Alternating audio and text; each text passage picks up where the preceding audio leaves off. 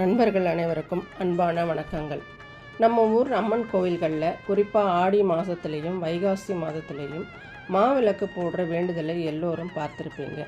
சில பக்தர்களுக்கு தங்களுக்கு இருக்கிற கடுமையான நோய்கள் தீரணும்னு அவங்க நெஞ்சின் மேலேயோ அல்லது வயிற்றின் மேலேயோ மாவிளக்கு வச்சு தீபம் ஏற்றுறதை பார்க்கும்போது நமக்கு ஒரு பக்கம் ஆச்சரியமாகவும் இன்னொரு பக்கம் கொஞ்சம் பயமாகவும் இருக்கும் இல்லையா?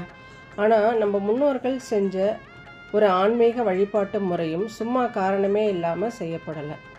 இந்த மாவிளக்கு நேர்த்தி கடனுக்கு பின்னாடி வியப்பூட்டும் ஒரு சித்த மருத்துவ ரகசியமும் நவீன அறிவியலும் ஒளிஞ்சிருக்குன்னு சொன்னால் உங்களால் நம்ப முடியுதா? ஆமாங்க, இன்றைக்கி இந்த வீடியோவில் மாவிளக்கு வழிபாட்டின் பின்னணியில் இருக்கிற இந்த அறிவியல் பேரொளியை பக்தி தான் நாம் ரொம்ப ஆழமாக பார்க்க போகிறோம். வீடியோவை முழுமையாக பாருங்கள், ஏன்னா இது உங்கள் ஆரோக்கியம் சம்மந்தப்பட்ட விஷயம். முதல்ல மாவிளக்கு செய்ய நம்ம என்னென்ன பொருட்களை பயன்படுத்துகிறோம்னு பார்ப்போம். பச்சரிசி மாவு, வெல்லம், பசுனை மற்றும் ஏலக்காய். இந்த 4 பொருட்களும் சமையலறை பொருட்கள் மட்டும் கிடையாதுங்க. இவை ஒவ்வொன்றுக்கும் தனித்துவமான மருத்துவ குணங்கள் இருக்குது. பச்சரிசி மாவு. சித்த மருத்துவத்தின்படி பச்சரிசி மாவுக்கு உடலின் உஷ்ணத்தை, அதாவது அதிகப்படியான சூட்டை காந்தம் மாதிரி உறிஞ்சிற குணம் இருக்குது. வெல்லம் மற்றும் பசுனை.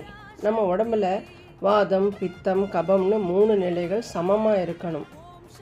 அதில் ஏற்படுற பித்த மாறுபாடுகள் தான் பல நோய்களுக்கு காரணம்.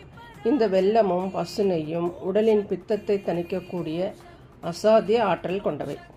ஏலக்காய். இது ஜீரண சக்தியை தூண்டி வயிற்றில் உள்ள வாயு தொல்லைகளை அடியோடு நீக்கக்கூடியது.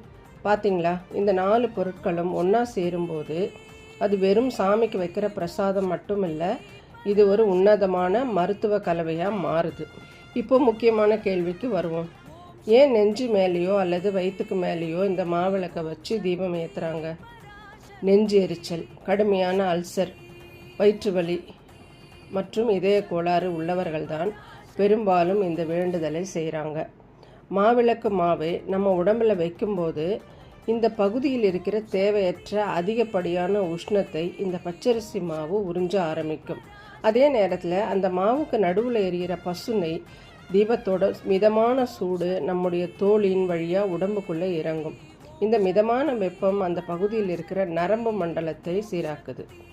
இன்றைக்கி நவீன மருத்துவத்தில் அக்குப்ரெஷர் மற்றும் தெர்மல் தெரப்பி அப்படின்னு சொல்கிறாங்களே, அதை தான் நம்ம முன்னோர்கள் பல 100 வருஷங்களுக்கு முன்னாடியே மாவிளக்கு வழிபாடு என்ற பெயரில் ஒரு நேர்த்தி கடனாக நமக்கு சொல்லி கொடுத்துருக்காங்க.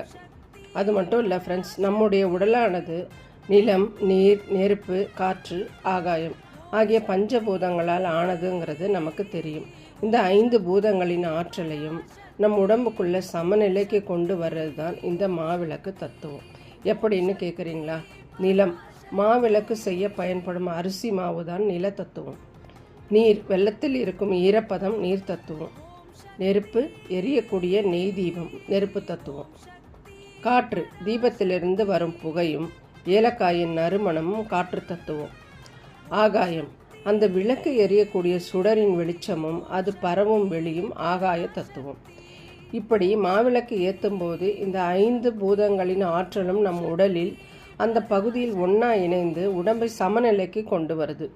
இதனால தான் தீராத நோய்களும் தீருதுன்னு சித்தர்கள் அவங்களோட ஓலைச்சுவடிகளில் சொல்லியிருக்காங்க.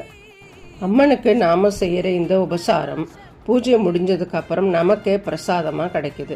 அதை நாம் சாப்பிடும்போது உள்ளுக்கும் அது மருந்தாக வேலை செய்யுது. அன்னை பராசக்தி நம்மிடம் எதையும் எதிர்பார்ப்பதில்லை.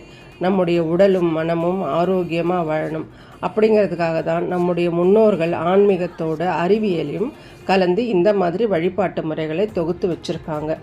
இனிமேல் நீங்கள் கோயிலுக்கு மாவிளக்கு வழிபாட்டை பார்த்தீங்கன்னா அது வெறும் மூட நம்பிக்கைன்னு நினைக்காம அது நம் உடலை தூய்மைப்படுத்தும் அறிவியல் பேரொளி அப்படிங்கிறத மனசில் நினச்சிக்கோங்க.